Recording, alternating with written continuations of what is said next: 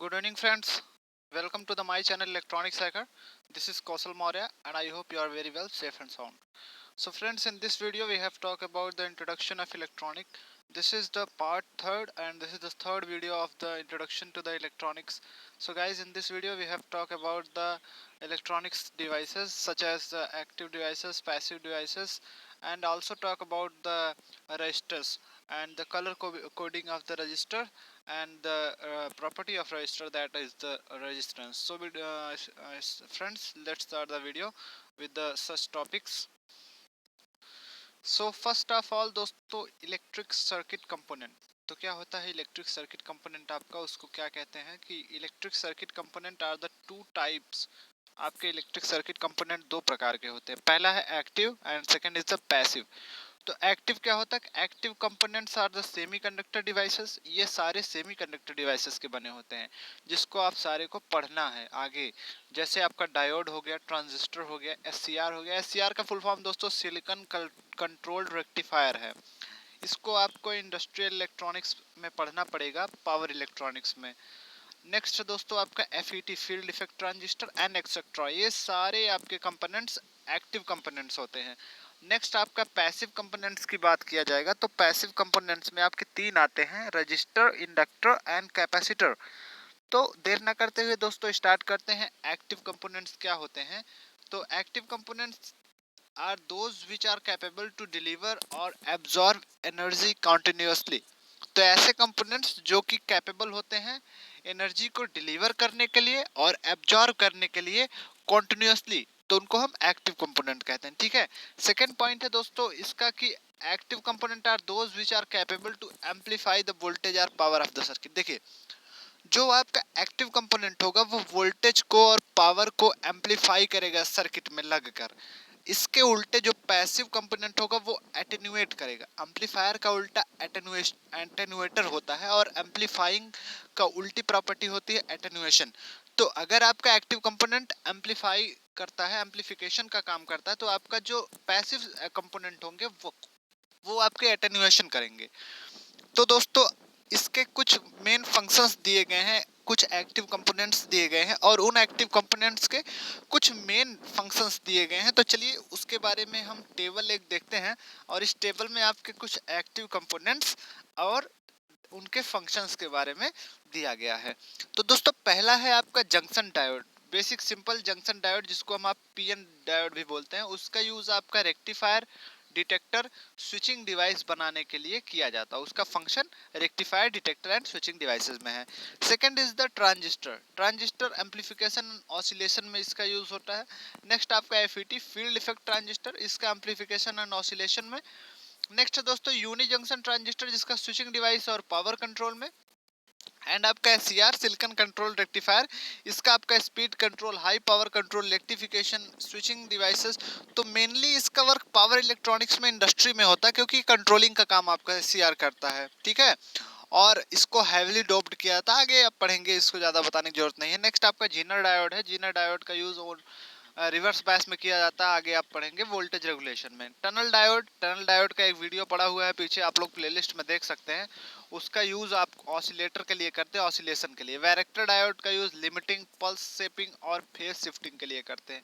LED, आप सबको पता है एलईडी, आज एलईडी का मेजर यूज हो रहा है for lighting, for the numerical display and for the main light source we have used the LED in nowadays. So अब बात करते हैं दोस्तों पैसिव कंपोनेंट्स की. तो passive components are those which are not capable of processing और amplifying an electrical signal. यह capable नहीं होते हैं किसी भी इलेक्ट्रिकल सिग्नल को प्रोसेस या एम्पलीफाई करने में. But these components are an important part of the electronic circuit because without the aid of these components, इनके इन कंपोनेंट्स के ऐड के बिना हमारी सर्किटरी कंप्लीट होती ही नहीं है. इस वजह से हम पैसिव कंपोनेंट को इम्पोर्टेंट कहते हैं, भले ही यह प्रोसेसिंग या एम्पलीफाई ना कहें इलेक्ट्रिकल सिग्नल को तो भी. नेक्स्ट पॉइंट है दोस्तों कि passive component do not have the directional function. इनके पास कोई डायरेक्शनल फंक्शन नहीं होता, इनकी कोई पोलैरिटी नहीं होती है. These components conduct current in both direction. ये both direction में करंट को कंडक्ट करते हैं. इसके अलावा आपके जो एक्टिव एलिमेंट्स है उसके साथ कुछ आपकी कंडीशंस होती हैं. वहां पे एनोड एंड कैथोड होता है, लेकिन यहाँ ऐसी कोई बात नहीं है। And hence they are known as the bilateral device. इस वजह से पैसिव कंपोनेंट्स को हम बाइलेटरल डिवाइस भी बोलते हैं। और पैसिव कंपोनेंट्स में आपके तीन आते हैं, आर आता है, एल आता है और सी आता है, मतलब रजिस्टर, कैपेसिटर एंड इंडक्टर। तो ये आपके तीन आते हैं पैसिव कंपोनेंट्स में। तो चलिए दोस्तों, इस वीडियो में हमने जैसे आपको पहले ही बताया है कि इस वीडियो में हम बात करेंगे रजिस्टर्स के बारे में। तो रजिस्टर क्या होता है कि register is the passive component. पहली लाइन जब आप रजिस्टर, इंडक्टर से कैपेसिटर सारा अगर कुछ भी पेपर में आ गया तो आप पहली लाइन तो यही लिखेंगे कि it is a passive component. उसके बाद इसका फंक्शन लिखेंगे कि जैसे रजिस्टर का क्या फंक्शन है कि which generate equally voltage drop for AC and DC voltage. या वोल्टेज ड्रॉप को जनरेट करता है कहां पर, आपका एसी और डीसी वोल्टेज दोनों के लिए। अगर इसको सर्किट में आप अप्लाई करते हैं तो इसके अक्रॉस आपका कुछ ना कुछ वोल्टेज ड्रॉप होगा, ठीक है। और रजिस्टर इज डिसिपेटिव एलिमेंट, यह आपका एक डिसिपेटिव एलिमेंट होता है। And resistance is the defined as the property of substance. जो रेजिस्टेंस होता है ये किसी सब्सटेंस की प्रॉपर्टी होता है which opposes the flow of electricity through it, जो कि उस सर्किट के थ्रू या उस सब्सटेंस के थ्रू जो भी इलेक्ट्रिसिटी ब्लॉक करने की, इलेक्ट्रिसिटी को रोकने की, इलेक्ट्रिसिटी को अपोज करने की जो क्षमता होती है, जो क्वालिटी होती है, जो उसका क्या कहते हैं कि अपने अंदर का गुण होता है, उसको हम नाम देते हैं रेजिस्टेंस की। और रेजिस्टेंस की प्रॉपर्टी जो दिखाता है उसको हम रजिस्टर बोलते हैं। A register may be defined as the electronic component which is manufactured with a specific amount of resistance। तो आपका जो ये रजिस्टर होता है इसको हम स्पेसिफिक अमाउंट ऑफ रेजिस्टेंस से बनाते हैं, मतलब इसको प्री डिफाइंड कर देते हैं कि हमारा ये रेजिस्टेंस है तो इस पर इतनी अमाउंट की रेजिस्टेंस इस रजिस्टर के पास होगी। A register conducts current in both direction. इसकी कोई पोलैरिटी नहीं होती दोस्तों, अगर आप इसमें प्लस माइनस का कोई सिंबल नहीं देखना, आप चाहे जिधर से लगा दीजिए, यह दोनों साइड से ये करंट को कंडक्ट करता है, मतलब ये दोनों डायरेक्शन से। This means that a resistor can be connected in an electronic circuit without any concern for the lead polarization. इसका मतलब है कि इलेक्ट्रॉनिक सर्किट में बिना किसी लेड पोलराइजेशन के, बिना किसी पोलैरिटी के, बिना किसी प्लस माइनस के आप इसको कनेक्ट करा सकते हैं।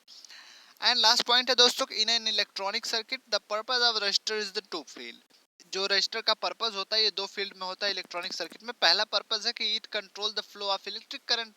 जैसे कि मैंने बताया कि ये रजिस्टर प्री डिफाइंड होते हैं कि इनका रेजिस्टेंस पहले से प्री डिफाइन कर दिया जाता है, तो ये इस तरह से ये सर्किट में डिजाइन किए जाते हैं, सर्किट में अरेंज कर दिए जाते हैं ताकि उस सर्किट के इलेक्ट्रिक करंट के फ्लो को कंट्रोल किया जा सके।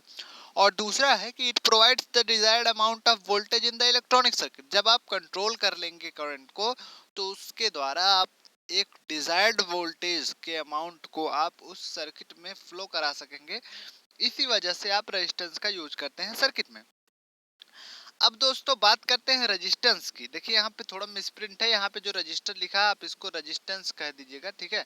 Resistance is the property of the conductor which oppose the flow of electric current. यह एक कंडक्टर की प्रॉपर्टी है रेजिस्टेंस, जो कि इलेक्ट्रिक करंट के फ्लो को रोकता है। And it is denoted by R, जो कि आर के द्वारा डिनोट किया जाता है। तो इसका एक बेसिक फॉर्मूला आप क्लास 10th से पढ़ते आ रहे हैं कि R is equal to rho l by A, और इसकी यूनिट है ओम, और इसका सिंबल भी दिया गया है। जहाँ पे एल आपका length of the conductor in metre है, ए आपका क्रॉस सेक्शन एरिया है in metre square, and rho is the specific resistance, या इसको हम रेजिस्टिविटी भी बोलते हैं, of the material in ohm metre. यह ओम मीटर में होता है रो। यह एक कांस्टेंट होता है, या कांस्टेंट लगता है कब, जब आप पहले तो R is directly proportional L होता है and R is inversely proportional to A होता है। तो अगर हम उस डायरेक्टली प्रोपोर्शनलिटी को हटाते हैं तो हमारा एक कांस्टेंट आता है जिसको हम रेजिस्टिविटी बोलते हैं, ठीक है दोस्तों। नेक्स्ट बात क्या कह रहा है कि the most common resistor are modulated carbon composition type. तो जो आपके मोस्ट कॉमन रजिस्टर्स होते हैं वो मॉड्यूलेटेड कार्बन कंपोजिशन टाइप के होते हैं, और वो आपके वाटेज के रेटिंग में अवेलेबल होते हैं। वाटेज का मतलब 1/4 वाट का आ गया, 1/2 वाट का आ गया, ये उनकी क्षमता है, उनकी पावर है। 1 वाट का आ गया in values of few ohms to 20 mega ohm. तो दोस्तों ये वाट के अलग अलग पावर रेटिंग के आपके रजिस्टर्स मार्केट में आते हैं, जो कि कुछ ओम से लेकर 22 मेगा ओम तक के मार्केट में आपको उपलब्ध हैं, जिनकी टॉलरेंस होती है 5 से 20%। And there are the some resistor which is known as the metal film resistor, जिनको हम मेटल फिल्म रजिस्टर बोलते हैं। उनकी एक्यूरेसी प्लस माइनस 1% तक की ही सिर्फ होती है, तो बहुत एक्यूरेट होते हैं। These are also known as the precision type, और इन्हीं रजिस्टर्स को हम प्रिसीजन टाइप रजिस्टर भी बोलते हैं। And all these registers of the very small size wherein printing of the rating not feasible। तो ये जो होते हैं रजिस्टर होते हैं, ये साइज में बहुत स्मॉल होते हैं, इस वजह से इनकी जो प्रिंटिंग होती है, प्रिंटिंग हम कर नहीं पाते, वो हमारा प्रिंटिंग जो है फिजिबल नहीं होता। इस वजह से हम रजिस्टर पे कलर कोडिंग करते हैं। कलर कोडिंग करना की मतलब ये हर एक कलर को एक स्पेसिफिक वैल्यू दे दी जाती है, और उसी कलर से उनको कलर कर दिया जाता है रजिस्टर को स्मॉल पट्टियों में, और उसी पट्टियों को कलर को देख के हम समझ जाते हैं कि इस रजिस्टर के रेजिस्टेंस की वैल्यू कितनी होगी। तो जैसे कि आपके सामने एक रजिस्टर का फिगर दिखाया गया है दोस्तों, जैसे एक रजिस्टर का आप फिगर देखिए, इसमें दिया गया है कि इसमें 4 कलर बैंड आपको दिखाए गए हैं, 1 2 3 4। पहला first digit, second digit, third है आपका number of zero, and fourth आपका बताता है कि टॉलरेंस। और ये आपका टिन कॉपर का लेड जो है लगाया गया है इसमें रजिस्टर में। तो जैसे आपको अगर कोई भी क्या कहते हैं दोस्तों, अगर आपको कोई वो करना है, जैसे आपको कोई कलर कोडिंग निकालनी है, ठीक है, तो जो आपका फोर्थ बैंड है वो टॉलरेंस का होगा, ठीक। और चलिए अगर कलर कोडिंग किसी रेजिस्टेंस की निकालनी है, तो उसके लिए भी हम अभी देखेंगे। उससे पहले एक टेबल देखते हैं, और टेबल को याद करने का एक तरीका देखते। देखिए 1 पर है ब्लैक, फिर ब्राउन, फिर red, orange, yellow, green, blue, violet, grey, white, gold, white तक, ठीक 10 तक है। और 1 से इसको हम 0 से इसको देखिए नंबरिंग किया गया है। और इसके लिए देखिए एक आपका याद करने का तरीका है, BB Roy went Great Britain and bought a very good wife. जहां आपका बी है, देखिए बी और बी 2 बार है, तो ब्लैक और ब्राउन में कंफ्यूज नहीं होना है, सबसे पहले ब्लैक आता है, क्योंकि हमारा जो है क्या कहते हैं कि हमारा अंतरिक्ष से देखने में पृथ्वी का कलर, आपका स्पेस का कलर यहाँ से तो नीला दिखता है स्पेस का कलर, लेकिन वहाँ से जब आप स्पेस में से एटमॉस्फेयर को देखते तो ब्लैक दिखता। तो दुनिया सारी काली है, इस वजह से काले को पहले रखते हैं। तो पहले ब्लू हो गया, फिर बी से, यहाँ बी जो बीबी रॉय का बी है, यहाँ से आपका ब्राउन आ गया, फिर यहाँ आर से रेड, ओ से ऑरेंज, वाई से येलो, जी से ग्रेट, से जी से ग्रीन, ब्रिटेन के उससे ब्लू, बॉट के बी से आपका हो गया ब्लू, एंड वी से वॉयलेट, ग्रे से ग्रे, गुड से आपका ग्रे, एंड वाइप से वाइट, ठीक। और टॉलरेंस आपको याद कर लेना है कि गोल्ड की टॉलरेंस प्लस माइनस 5%, सिल्वर की टॉलरेंस प्लस माइनस 10%, और अगर कोई भी बैंड का कलर नहीं है तो प्लस माइनस 20% उसकी टॉलरेंस होती है। तो अगर मान लीजिए आपका 4 लेयर का, 4 बैंड का कोई आपका कलर कोडिंग दे दिया गया, जैसे मान लीजिए आपका रजिस्टर है, इसका 4 बैंड दे दिया गया, ठीक। अब देखिए इन चारों बैंड की जो इसमें एग्जांपल लेके बताया है, मैं उसको बता रहा हूँ उसके हिसाब से। मान लीजिए आपका येलो है, वॉयलेट है, ऑरेंज है, एंड सिल्वर है, ठीक। तो येलो के लिए देखिए, येलो के लिए आपका दिया गया कितना 4, तो आपको 4 लिख लेना है। फिर आपका वॉयलेट है, वॉयलेट के लिए कितनी वैल्यू दी गई है, वॉयलेट के लिए आपको दी गई है वैल्यू 7 दी गई है, तो आप 7 ले लेंगे वॉयलेट की जगह वैल्यू, तो 7 वैल्यू लिख लेंगे।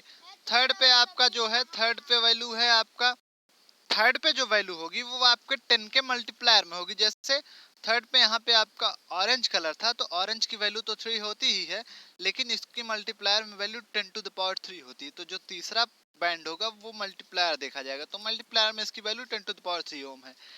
अब जो बचा प्लस माइनस, फोर्थ आपका सिल्वर था, सिल्वर का टॉलरेंस प्लस माइनस 10% था, वही टॉलरेंस इसकी लिख दी गई है।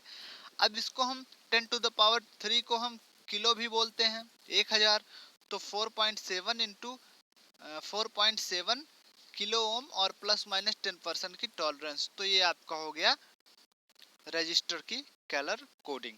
नेक्स्ट बात करेंगे दोस्तों कि the above were the fix resistor but there are the variable resistor in form of rheostat and potentiometer. यह तो फिक्स रजिस्टर था जिसकी रेजिस्टेंस फिक्स कर दी जाती है। जब इसको डिजाइन करते हैं, जब इसको कंस्ट्रक्ट करते हैं, तो इसको इसकी रेजिस्टेंस फिक्स कर देंगे और कलर कोडिंग देके आपको इसकी रेटिंग भी बता देंगे। लेकिन कुछ ऐसे रजिस्टर भी होते हैं जो कि वेरिएबल होते हैं, तो उनको हम रोस्टेट एंड पोटेंशियोमीटर बोलते हैं।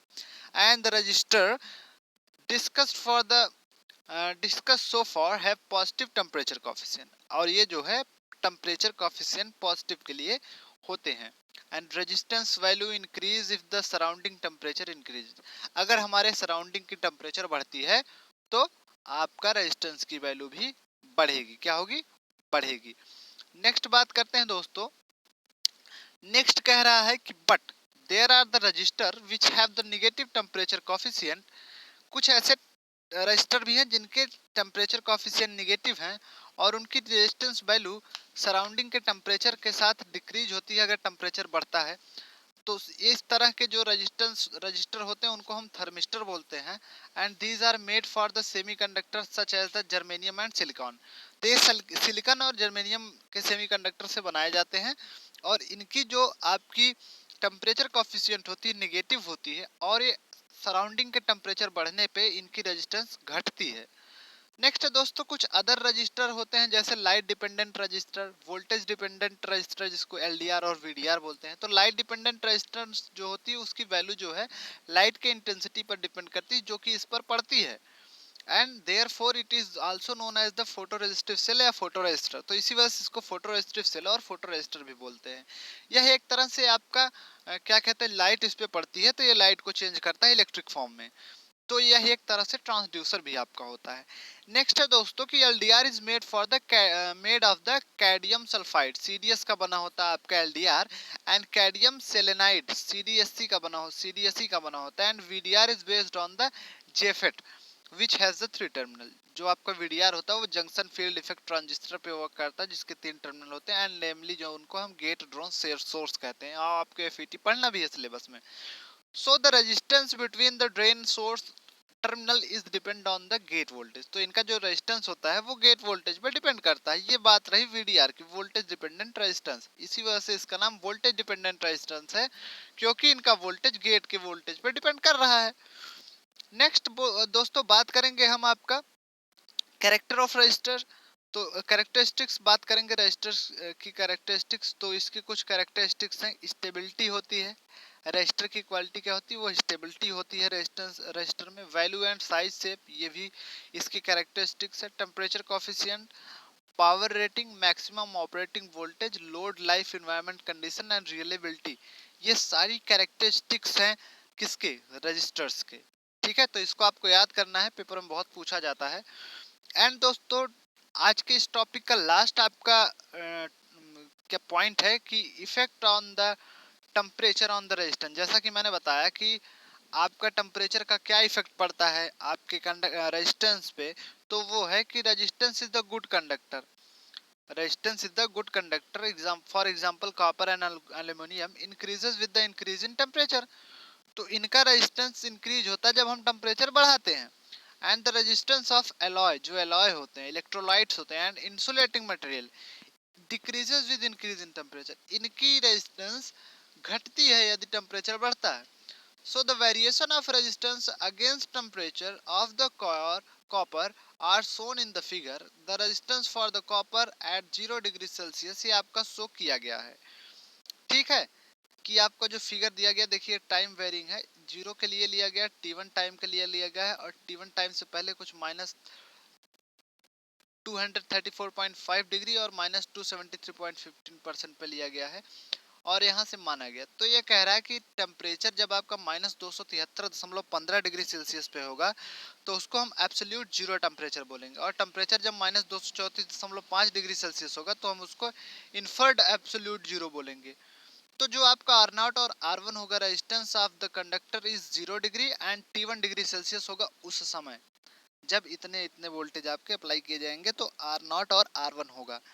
तो इससे हम एक रिलेशनशिप निकालते हैं, the increase in resistance of the conductor की आर इंक्रीज बराबर R one minus R naught, तो यही तो इनके बीच का इंक्रीज हुआ। टेम्परेचर जब रेजिस्टेंस बढ़ा तो इतना आर नॉट से आर वन हुआ, तो R one minus R naught is equal to R increase, जो आर बढ़ा। तो R increase is directly proportional to the R naught, R increase directly proportional to initial resistance and to rise in the temperature these relations. अगर R increase किसके किसके proportional है, एक तो आपके आर नॉट के प्रोपोर्शनल है, एक टी1 के प्रोपोर्शनल है, टी1 टाइम पे जहां से आपका यह वेरी होना शुरू हुआ।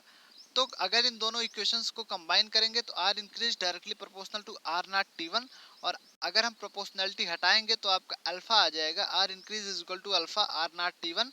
अगर हम आर नॉट को इधर आर इंक्रीज की वैल्यू लिखते हैं, ऊपर हमें पता है आर इंक्रीज की value R one minus R naught, तो यहाँ से हमें मिलेगा R one minus R naught is equal to alpha R naught T one. और फिर आपको क्या मिलेगा, फिर मिलेगा अगर आप आर नॉट को इधर भेजते हैं और तो आपका हो जाएगा R one is equal to R naught, common ले लेंगे और ब्रैकेट में हो जाएगा one plus alpha T one. तो दोस्तों ये आपका एक डेरिवेशन भी आ गया फॉर एब्सोल्यूट टेम्परेचर रेजिस्टेंस के लिए भी, कि वेयर अल्फा जो आपका प्रोपोर्शनलिटी कांस्टेंट है and known as the temperature coefficient for the 0 degree Celsius and for a temperature coefficient at the 20 degree Celsius the expression of the resistance became. अब जहाँ 20 degree Celsius की बात होगी तो are की वैल्यू अल्फा की value सब 20 हो जाएगी, तो R one is equal to R 20 in bracket 1 plus alpha 20 in bracket T one minus 20। तो ये आपका है, और स्टैंडर्ड फार्मूले के लिए स्टैंडर्ड फार्मूला आपका R one is equal to R naught in bracket 1 plus alpha T one है। तो ये आपका वैल्यू है रेजिस्टेंस की, जब हम effect of temperature on resistance पूछते हैं, बहुत बार एग्जाम में आपका पूछा जाता है, तो आपको एक ग्राफ बनाना है और ये सिंपल सा रिलेशन है, इसको प्रूफ करके आपको लिख देना है। 5 नंबर में पूछे जाते हैं ऐसे क्वेश्चन। तो दोस्तों इस वीडियो में हमने बात की कि एक्टिव कंपोनेंट्स, पैसिव कंपोनेंट, और पैसिव कंपोनेंट में रजिस्टर के बारे में जाना है। रजिस्टर की जो है कैरेक्टरिस्टिक्स हमने देखे, रजिस्टर के क्या कहते हैं कि हमने टेम्परेचर पे डिपेंडेंसी भी देखी, और हमने एब्सोल्यूट टेम्परेचर के लिए एक रिलेशन भी निकाला। तो दोस्तों आगे के वीडियो में हम इंडक्टर के बारे में चर्चा करेंगे, तब तक की चैनल के साथ जुड़े रहें, सब्सक्राइब करें और अपने और मित्रों को ये सारा वीडियो प्रोवाइड कराएं, ताकि उनकी भी लॉकडाउन के दौरान जो पढ़ाई नहीं हो पा रही है वो भी ECD, analogue electronic, basic electronic, solid state, ये सारे एक ही पेपर के नाम हैं, जो आप अलग अलग स्टेज में पढ़ते हैं, आप डिग्री में हैं, डिप्लोमा में हैं, आप अदर ब्रांचेस से हैं, नाम अलग होगा लेकिन टॉपिक सही है, तो उनको ये आसानी से पढ़ने में मदद मिले। So thank you guys for watching the video, thank you very much.